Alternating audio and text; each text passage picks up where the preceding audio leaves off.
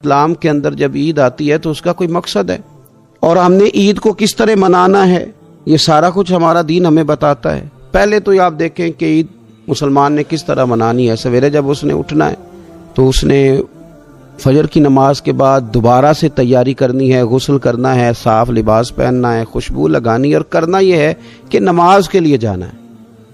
اس کے عید کا آغاز، اس کے اس خوبصورت تہوار کا آغاز اللہ تبارک و تعالیٰ کی عبادت سے ہو رہا ہے، اور عید منا کب رہا ہے؟ رمضان کے 30 روزے پورے کرنے کے بعد یا 29 کا چاند دیکھنے کے بعد۔ تو سب سے پہلے ہمیں یہ بتایا جا رہا ہے کہ جب تم عید مناؤ گے تو تم سجدہ شکر کے ساتھ مناؤ گے، اپنے رب کے ساتھ جوڑ کے مناؤ گے، اللہ تبارک و تعالیٰ کی عبادت کے ساتھ مناؤ گے۔ تو اس میں کوئی شور و غوغا نہیں، کوئی ریلیاں نہیں، کوئی جلوس نہیں، کوئی پٹاخے نہیں، کوئی گانا باجا نہیں۔ اللہ کی عبادت کے ساتھ بتایا جائے گا کہ تمہارا جو تہوار ہے وہ تہذیب کا، شائستگی کا، خوبصورتی کا، نظم و نسق کا ایک بہترین ذریعہ۔ تم بڑے راضی جب ہوگے تو پھر بھی تم اپنا ساری جھکاؤ گے رب کی بارگاہ میں، پھر بھی تم یہی کہو گے سبحان ربی العظیم، پھر بھی تم یہی کہو گے سبحان ربی الاعلی، پھر بھی تم اس کی بارگاہ میں جبین نیاز جھکاؤ گے۔ پہلی بات۔ دوسری بات، ہمیں پیغام میں عید یہ ہے کہ یہ جو تمہارے پاس عید کا دن آیا ہے یہ اجتماعیت کا دن ہے۔ آپ جب صف میں کھڑے ہوں گے نماز عید کے لیے تو کیا امیروں کی صفیں علیحدہ ہوں گی؟ غریبوں کی الگ ہوں گی؟ کیا پڑھے لکھوں کی الگ ہوں گی اور ان پڑھ لوگوں کی الگ ہوں گی؟ کیا قبیلوں کی الگ ہوں گی اور دوسرے قبیلے کی الگ ہوں گی؟ ایسا نہیں، ایک ہی صف میں کھڑے ہو گئے محمود و یاز، نہ کوئی بندہ رہا نہ کوئی بندہ نواز، صاحب و محتاج و غنی ایک ہوئے، اور تیری سرکار میں پہنچے تو سبھی ایک ہوئے۔ اجتماعیت کا اظہار ہے، اجتماعیت کا۔ عید کا پیغام اجتماعیت کا اظہار۔ اور پھر نماز عید ختم ہوئی تو سب نے ایک دوسرے کو گلے لگایا، غریب نے امیر کو، امیر نے غریب کو، پہلے ایک صف میں نماز پڑھی پھر گلے لگایا، چھوٹے نے بڑے کو، بڑے نے چھوٹے کو، سب ایک دوسرے کے ساتھ محبت کا رشتہ قائم رکھنے لگے۔ تو عید نے دوسرا پیغام اجتماعیت کا دیا کہ تم اللہ تبارک و تعالیٰ کی توحید کے نام پر، تم رسول پاک صلی اللہ تعالی علیہ وسلم کی غلامی کے نام پر ایک ہو، ایک۔ ہزاروں قومیں وجود میں آئیں دہر میں خشک و تر کے رشتے سے، پر ہم نے بنیاد دوستی رکھی یاد خیر البشر کے رشتے سے۔ اور اقبال کہنے لگے اپنی ملت پر قیاس اقوام مغرب سے نہ کر، خاص ہے ترکیب میں قوم رسول ہاشمی۔ یہ جو نماز پڑھ رہے ہیں اور بعد میں گلے مل رہے ہیں، ان کا ایک ہی تعارف ہے کہ یہ رسول ہاشمی کی قوم ہے۔ یہ تعارف اجتماعیت کا درس، پیار کا درس، مساوات کا درس، چھوٹے بڑے کے فرق کو ختم کرنے کا درس، امیر غریب کی تفریق مٹانے کا درس، اس کا نام عید ہے۔ عزیز دوستو، بزرگوں اور بھائیوں، زندگی دولت کے انبار کے نیچے نہیں گزر سکتی، بڑے بڑے مکانات کے سائے میں وقت سکون سے نہیں گزرتا۔ معاشرے کے اندر سکھی وہ شخص ہوتا ہے جسے دنیا سے پیار ملتا ہے، جس کا کوئی بھائی ہوتا ہے، جس کا کوئی بیٹا ہوتا ہے، جس کے ماں باپ ہوتے ہیں، جس کے دوست احباب ہوتے ہیں۔ انسان اللہ کی بنائی ہوئی مخلوق سے سکھ پا کے سکھی رہتا ہے، اور اگر اسے مخلوق سے سکھ نصیب نہیں ہوتا، کم لوگ ہوتے ہیں جو صوفیاء ہیں، جو بزرگ ہیں، جو مخلوق کے سکھ کی امید نہیں رکھتے، لیکن میں بالعموم بات کر رہا ہوں، عوامی سطح پر لوگوں کو ضرورت ہوتی ہے کہ میرا بیٹا میرا فرما بردار ہی ہونا چاہیے۔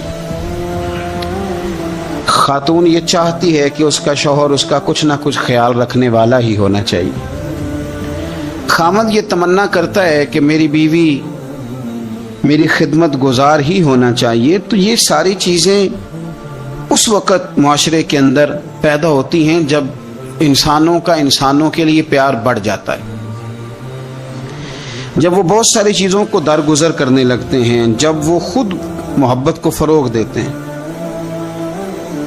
قرآن مجید فرقان حمید نے ارشاد فرمایا کہ انما المؤمنون اخوہ، سورہ حجرات کے اندر اللہ فرماتے ہیں کہ یہ جو مومن ہے نا یہ آپس میں بھائی بھائی ہیں.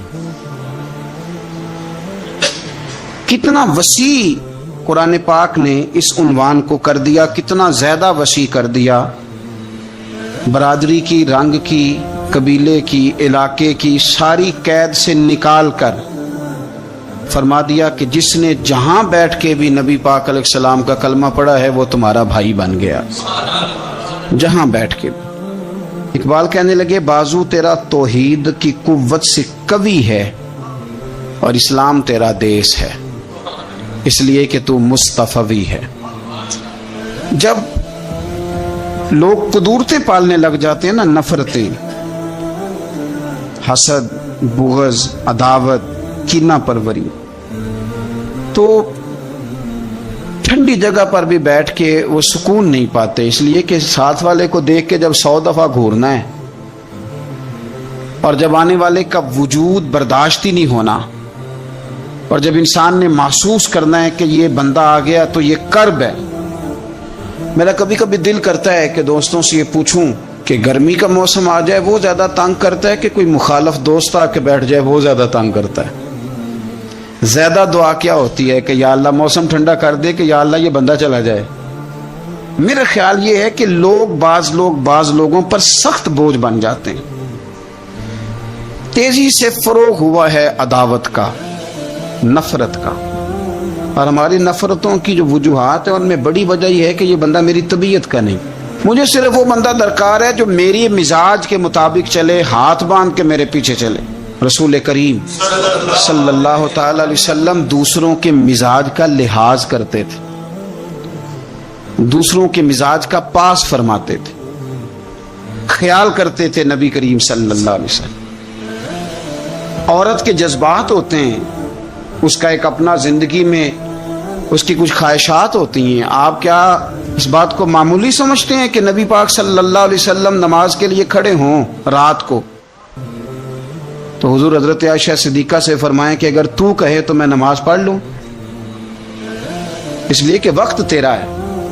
میرے بھائی، کسی کے مزاج کا جب آپ تو بوجھ بننے کی کیا ضرورت ہے؟ آپ سمجھ لیں، مزاج کو سمجھ لیں اور کوشش کریں کہ فروغ محبت ہو، عداوت نہ ہو. یہ جو ہمارے پاس موقع آتے ہیں نا، عید کے اور حج کے، قربانی کے، رمضان کے، یہ سارے موقع دراصل اللہ نے دیے ہیں کہ آپس میں محبتیں تقسیم کرو. اور یاد رکھنا، محبتیں بانٹنے سے بڑھ جاتی ہیں، یہ تقسیم کرنے سے بڑھتی ہیں، یہ زیادہ ہوتی ہیں. ہم محبت نہیں بانٹتے، ہم مفادات کو دیکھتے ہیں، ہم مفادات کو دیکھتے ہیں. میں نے تو زندگی میں ان لوگوں کو بھی دیکھا ہے کہ کسی آستانے پہ، کسی ادارے میں، کسی مسجد میں، کسی تنظیم میں ان سے کوئی پیار زیادہ ہو گیا تو انہوں نے پھر اپنے وہ مفاد سامنے رکھ کے کسی اور کو وہاں داخل ہونے دیا، ورنہ انہوں نے کسی کو قریب نہیں پھٹکنے دیا. کہیں ایسا نہ ہو جائے کہ وہ جو ہمارا نمبر ہے وہ پیچھے نہ چلا جائے. ہم لوگوں نے فروغ محبت نہیں کیا. دیکھو رسول کریم صلی اللہ تعالی علیہ وسلم نے حضرت انس بن مالک رضی اللہ تعالیٰ عنہ سے فرمایا، یہ بخاری مسلم کی حدیث ہے، صبح صبح سرکار کی ملاقات ہوئی تو نبی پاک صلی اللہ علیہ وسلم نے فرمایا، اور لفظ بڑے خوبصورت ہیں حدیث کے. حضرت انس کہتے ہیں میں قربان جاؤں، میں تو غلام تھا نا، لیکن حضور فرمانے لگے، یا بنیا، او میرے بیٹے، تجھ سے ایک بات نہ کروں؟ یا رسول اللہ حکم کریں. تو نبی پاک علیہ السلام فرمانے لگے، انس بیٹا، پتر، اس بات کو یاد رکھنا کہ جب تو سویرے سو کے اٹھے تو سب سے پہلے اپنے دل پہ نظر ڈالنا، دیکھنا تیرے دل میں کسی کا بغض تو نہیں، کسی کی عداوت تو نہیں، اور پھر قربان جائیں. نبی پاک صلی اللہ علیہ وسلم نے یہ نہیں فرمایا کہ تجھے اتنی جزا ملے گی، اتنا ثواب ملے گا، اتنا اجر ملے گا. کیا انداز ہے کریم محبوب کا، تیرے آگے ہیں یوں دبے لچے فصحا عرب کے بڑے بڑے، کوئی جانے منہ میں زبان نہیں بلکہ جسم میں جان نہیں. حضور فرمانے لگے، انس دیکھنا ذرا ترتیب جملوں کی.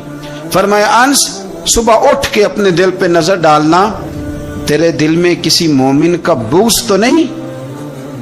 اور ثواب نہیں بیان کیا، بلکہ حضور فرمانے لگے، انس خیال کرنا بغض تو نہیں، اور فرمایا انس یہ خیال کرنا اور بغض نہ رکھنا یہ تیرے نبی کا طریقہ ہے.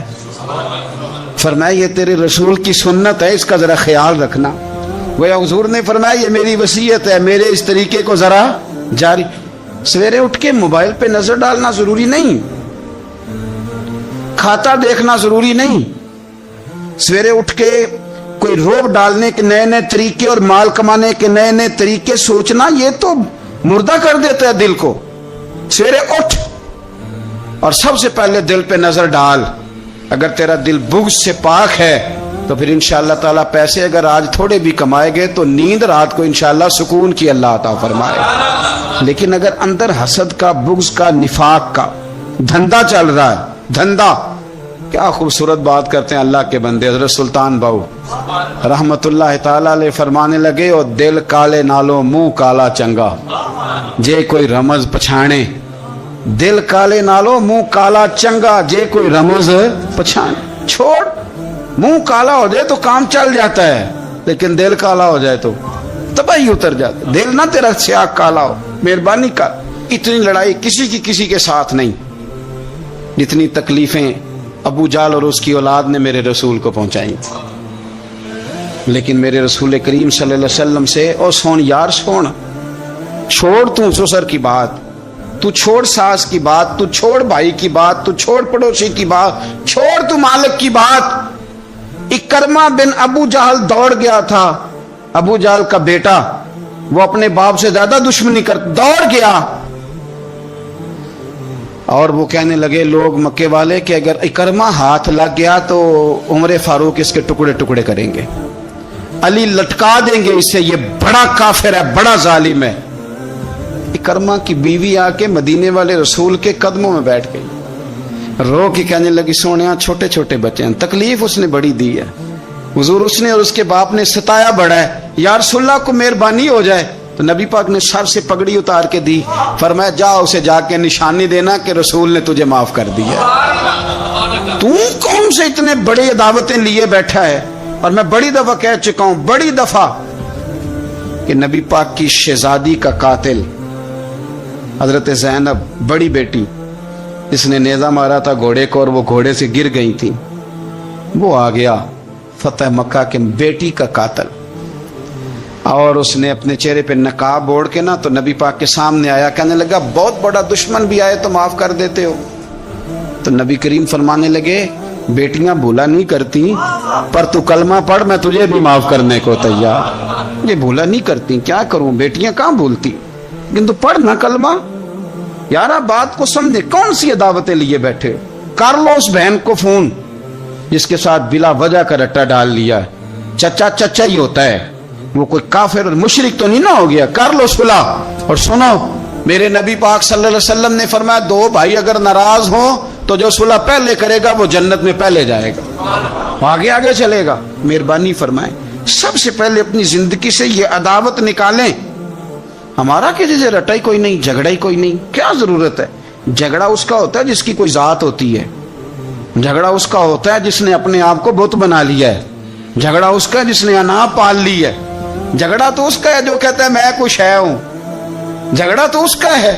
لیکن اگر میرے بھائی تیری ذات کوئی نہیں, تیرا رٹا کوئی نہیں, تو پھر حضرت سیدنا بلال حبشی حضرت ابو ذر غفاری سے ناراض ہو گئے تھے. بلال کا رنگ کالا تھا, ابو ذر غفاری کا گورا تھا. بلال مزدور آدمی تھے, ابو ذر غفاری سردار تھے. بلال حبشن کے بیٹے تھے, وہ چودھری کے پتر تھے. لیکن نبی پاک صلی اللہ علیہ وسلم نے فرمایا ابو ذر میں تب راضی ہوں اگر تجھ سے بلال راضی ہو تو سیدنا ابو ذر غفاری نے 1 منٹ نہیں لگایا, ذات کا بت کوئی نہیں تھا, جا کے تو جناب بلال کے سامنے لیٹ گئے. کہنے لگے حبشن کے بیٹے اٹھا اپنا پیر اور میرے منہ پہ رکھ, اور میں دنیا والوں کو بتاؤں کہ تھا تو حبشن کا بیٹا, پر مدینے والے رسول نے تجھے کتنی عزتیں عطا کر دی. مہربانی کرو, آپ یقین کرو ایسے گھٹن سی ہے, 10 آدمی اکٹھے نہیں بیٹھ سکتے کسی جگہ. آپ یقین کریں 4 دوست اور بڑی پیاری باتیں کر رہے ہیں, وہ کیا خوبصورت ان کی گفتگو ہے, لیکن ایک اٹھ کے گیا تو 3 اس کی غیبتیں کرنے لگ گئے. ایک ان میں سے اٹھ کے گیا تو باقی 2 غیبتیں کرنے لگ گئے. لب و لہجہ اتنا سخت اور ترش اختیار کیا جس کی حاجت ہی نہیں، ضرورت ہی نہیں، یہ آپ کیا کر رہے ہیں؟ تو کبھی بھی اس طرح کا رویہ نہ، جس کی تعریف کر لی سو اس کی کر لی. اور میرے نبی پاک صلی اللہ علیہ وسلم نے فرمایا جس کی ایک دفعہ تعریف کر لو کوشش کرنا زندگی بھر دوبارہ توہین نہ کرنا. اپنی زندگی سے نکالیں گلا شکوا، تھوڑی دیر کے لیے سیکھ لیں معاف کرنا، عداوت کو نکال دیں، پہل کریں. اور 2 قدم ہوتا ہے انسان کے لیے، صرف 2 قدم. ایک قدم آپ نے اپنے نفس کی خواہش پہ رکھنا ہے، انشاءاللہ دوسرا قدم اللہ کے قرب کی طرف بڑھ جائے گا. اللہ کے قرب کی صرف 2 قدم ہے، لمبا مسئلہ کوئی نہیں. تو پہلی بات محبت کے لیے یہ دیکھیں، اسلام نے نماز فرض کی، نماز بندے کا اللہ سے رشتہ ہے، لیکن فرمایا ورکعوا مع الراکعین، اکیلے اکیلے نہ پڑھنا، جماعت کے ساتھ پڑھنا، جماعت کے ساتھ. پھر فرمایا چھوٹی مسجد میں جمعہ نہ پڑھنا، جامع مسجد میں جا کے پڑھنا. پھر فرمایا جب عید پڑھنا تو کھلے میدانوں میں سارے مل کے پڑھنا. پھر فرمایا جب حج پہ آؤ نا تو تمہیں سکون شلوار قمیض میں ہے یا تہمت کرتے میں ہے، لیکن یہاں جب میری بارگاہ میں آؤ نا میرا دل کرتا ہے سب کا ایک رنگ ہو، سفید. اور بڑی خوبصورت حدیث ترغیب و ترہیب میں نبی کریم صلی اللہ علیہ وسلم نے فرمایا کہ جب لاکھوں حاجی میدان عرفات میں جمع ہوتے ہیں نا، میدان عرفات میں کوئی بہت عالیشان بندوبست آج بھی نہیں ہے، آج بھی لوگ چٹائیوں پہ بیٹھتے ہیں، اور اے سی والی بس میں بھی آپ بیٹھ کے جائیں تو پھر بھی کچھ نہ کچھ گرد آپ پر پڑی جاتی. وضو کرنے جائیں تو پھر بھی کچھ نہ کچھ ریت سر میں، داڑھی میں، بالوں میں پڑ جاتی ہے. لیکن لاکھوں لوگ آئیں پر اکٹھے ہو کے آئیں. اکیلے اکیلے کوئی میدان عرفات میں جائے اور 9 ذی الحج کے علاوہ جائے تو یہ مقام اسے نہیں ملتا. لاکھوں آئے، اکٹھے آئے. حضرت ابو ہریرہ رضی اللہ تعالیٰ عنہ فرماتے ہیں رب کریم آسمان کے دروازے کھول کے فرشتوں سے فرماتے ہیں ذرا نیچے تو نظر کرو. فرشتے دیکھتے ہیں نیچے تو اللہ فرماتے ہیں ان کے چہروں پر گرد ہے، یہ بڑے بڑے بنگلوں میں رہنے والے، ان کی حالت دیکھو کتنی آج خستہ ہے. گویا تم نے تو کہا تھا نا یہ فساد پھیلائیں گے، تو فرشتوں مجھے بتاؤ یہ اربوں پتی، یہ مفتی، یہ صوفی، یہ علامہ، یہ شیخ، یہ پیر، یہ اتنے اتنے بڑے لوگ یہ کدھر آئے ہیں بتاؤ. تو فرشتے عرض کرتے ہیں اللہ تجھے راضی کرنے آئے. یہ لاکھوں لوگ گھر بار چھوڑ کے تجھے راضی کرنے آئے. تو میرے نبی پاک علیہ السلام فرماتے ہیں پھر رب فرماتا ہے تم گواہ ہو جاؤ میں نے ان سب کو دوزخ سے آزاد کر کے ان کے لیے جنت کا فیصلہ کر لیا. اور حضرت فضیل بن عیاض کہتے ہیں میں نے 1 سال کہا تھا اے اللہ مجھے بتا تو صحیح، اتنے بلا لی ہیں، قبول کس کس کا ہوا ہے؟ تو کہتے ہیں میں اور جاگتے ہوئے تو عاطف غیب سے ندا آئی فضیل تو کو منشی نہیں اللہ کی رحمت کا کہ تجھے پوچھ کے قبول کیا جائے گا، میں نے بلایا ہی اسے تھا جس کا میں نے قبول کر لینا تھا، دوسرا میں نے داخل ہی کوئی نہیں ہونے دیا، یہاں آیا ہی وہ ہے جس کا میں نے قبول کرنا تھا. حضور فرماتے ہیں رب فرماتے ہیں گواہ ہو جاؤ میں نے ان کے گناہ بخش کے جنت کا فیصلہ کر. اگلے لفظ سنیں گے تو اور خوش ہو جائیں گے. نبی پاک علیہ الصلوۃ والسلام فرمانے لگے، حضور فرمانے لگے رب فرشتوں سے فرماتا ہے انہیں بھی بخش دیا ہے اور جن جن کے لیے یہ دعا کریں گے میں ان سب کی بھی مغفرت فرما دوں. تو یہ ساری اجتماعی عبادات مسلمانوں کو آپس میں جوڑنے کے لیے، آپس کی محبتوں کے فروغ کے لیے. زکوٰۃ کیا ہے؟ امیروں کا غریبوں کو حصہ دینا. قربانی کیا ہے؟ اپنے پیسوں کا جانور خرید اور اپنے پیسے لگا کے اسے ذبح کر، پھر اس کا گوشت بنا، ساری ڈیوٹی تیری پر دینا غریبوں کو. یہ کیا ہے؟ یہ لوگوں کو ایک دوسرے سے جوڑتا ہے، یہ محبتیں پیدا کرتا ہے. میرے نبی پاک علیہ السلام نے فرمایا ایک دوسرے کو تحفہ لیا کرو، دیا کرو، اس سے محبت بڑھتی ہے. تحفہ دیا کرو، اس سے صرف لینا نہیں، تحفہ مہربانی فرمائیں. کسی کی جیب پر دھیان رکھنا منع ہے دین میں، بلکہ نبی پاک صلی اللہ علیہ وسلم نے فرمایا اگر تم چاہتے ہو نا کہ لوگ تم سے پیار کریں تو فرمایا جو ان کی جیبوں میں ہے اس سے بے نیاز ہو جاؤ. پھر تم یہ چھوڑ دو کہ یہ میرے لیے لایا کیا ہے. اگر تم لوگوں کی جیبوں پر توجہ کرو گے تو پھر وہ لوگ تم سے کبھی محبت نہیں کریں گے. لیکن ایک شریعت نے جو اینگل دی تحفے تحائف کی، اس کا جو انداز ہے اس پر ذرا غور کریں. حضرت جابر ابن عبداللہ رضی اللہ تعالیٰ عنہ فرمانے لگے کہ میری اماں نے نا حریرہ بنایا، عرب شریف میں کھانا بنتا تھا حریرہ۔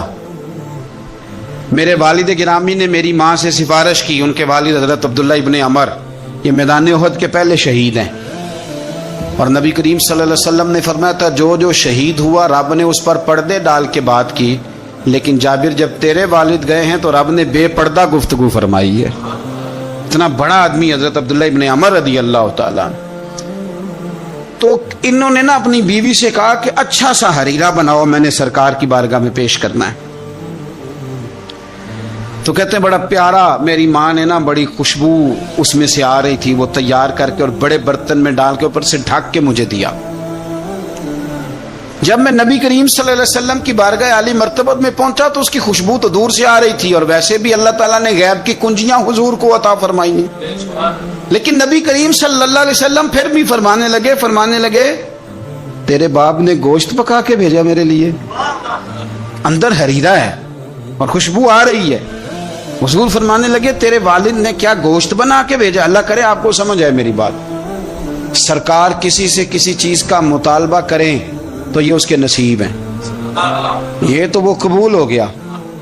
چونکہ نبی کریم کی تو بیٹی سیدہ فاطمہ کے گھر اگر شام کو کھانا نہ پکے تو رب جنت سے بھیج دیتا ہے، تو سرکار کو تو محتاجی نہیں کسی کی۔ لیکن حضور صلی اللہ علیہ وسلم، آپ بات کو سمجھیے گا میں کیا عرض کر رہا ہوں، اس اشارے کو سمجھیں جس کو صحابہ سمجھے۔ نبی پاک صلی اللہ تعالی علیہ وسلم نے فرمایا تیرے ابا نے گوشت پکا کے بھیجا ہے۔ کہتے میں نے پلیٹ اٹھا کے عرض کی حضور نے یہ حریرہ ہے، تو سرکار نے وہ نکال لیا۔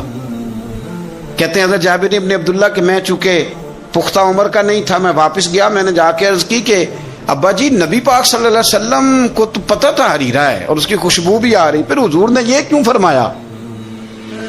فرمایا کہ گوشت ہے اندر؟ قربان جائیں، جب عشق سکھاتا ہے آداب خود آگاہی، اقبال کہتے ہیں جب عشق سکھاتا ہے آداب خود آگاہی تو کہتے ہیں کھلتے ہیں غلاموں پر اسرار شہنشاہی، عطار ہو، رومی ہو، رازی ہو، غزالی ہو، کچھ ہاتھ نہیں آتا بے آہ سحر گاہی۔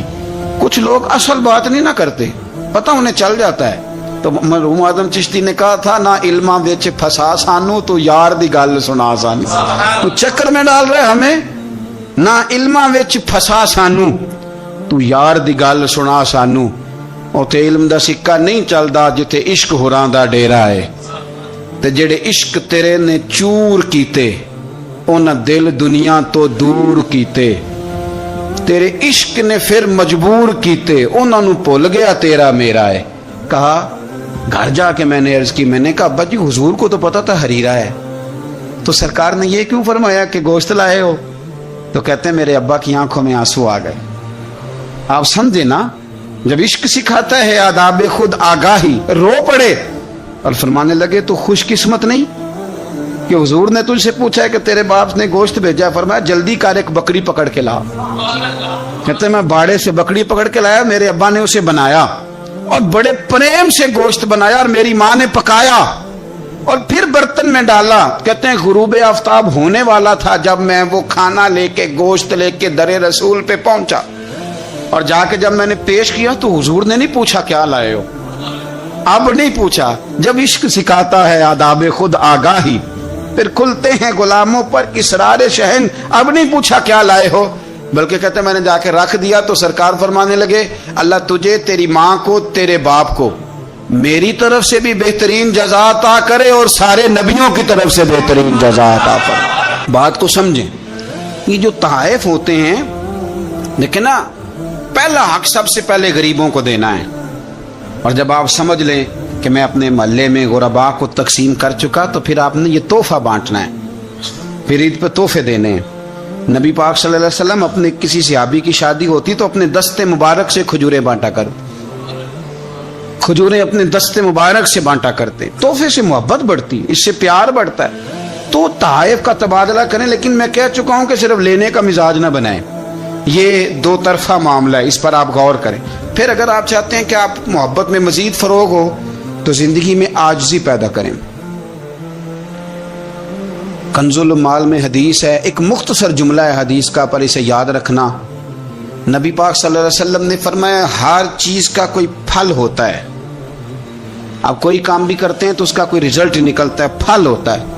تو نبی پاک علیہ السلام نے فرمایا یہ جو عاجزی ہے نا، اس کا پھل محبت ہے۔ تم اگر عاجزی کرو گے تو پھر اس کا پھل محبت ہے۔ جھک جائیں، جھکنے سے رشتے مضبوط ہوتے ہیں۔ کبھی سسر کو بھی معذرت کرنی پڑے تو یہ کوئی مشکل کام نہیں، غلطی ساس سے بھی ہو ہی جاتی ہے۔ ڈٹ نہ جائیں، آڑ نہ جائیں۔ کیا نبی کریم صلی اللہ علیہ وسلم اپنے صحابہ سے معذرت نہیں کرتے تھے؟ کوئی تصور کر سکتا ہے کہ سرکار غلطی کریں گے؟ نبی پاک کے لیے جو گناہ کا گمان کرے وہ گمراہ ہے۔ لیکن صحابی صفیں سیدھی کراتے، ان کے پیٹ میں نبی پاک کا تیر لگ گیا تو حضور نے فرمایا نہیں مجھے اللہ کی رضا کے لیے معاف کر دے۔ وقت وصال حضور نے اعلان نہیں فرمایا کہ مجھ سے کوئی کسی شخص کو تکلیف پہنچی ہو تو بدلہ لے لے؟ تو کیا ابا جی غلطی کر ہی نہیں سکتے؟ کیا حضرت صاحب سے غلطی ہوتی نہیں؟ استاد صاحب اب معصوم ہو گئے؟ تو نیچے اترے تھوڑا سا، اگر آپ نے رشتے بچانے ہیں تو نیچے اترے، ورنہ یاد رکھ لیں زندگی میں تنہا رہ جائیں گے۔ جسے جھکنا نہیں آتا اس کا کوئی رشتہ قائم نہیں رہتا۔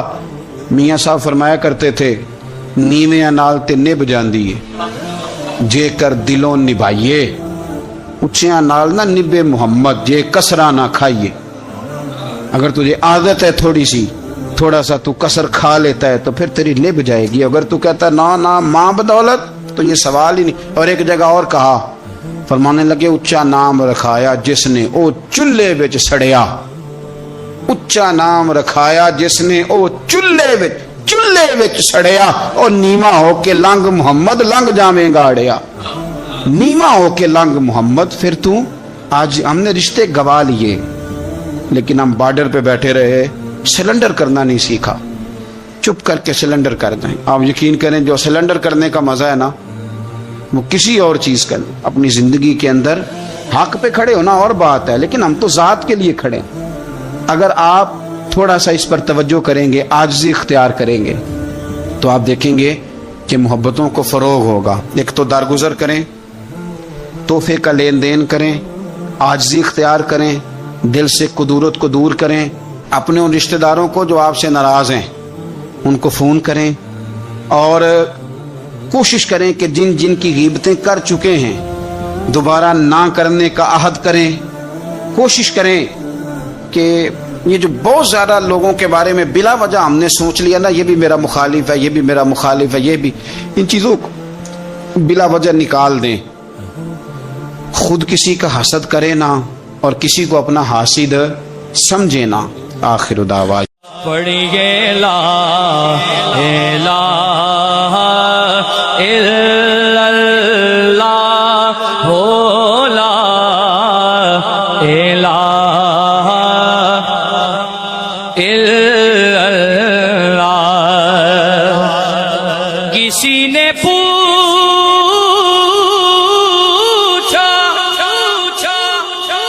کہ جنت کی کوئی قیمت ہے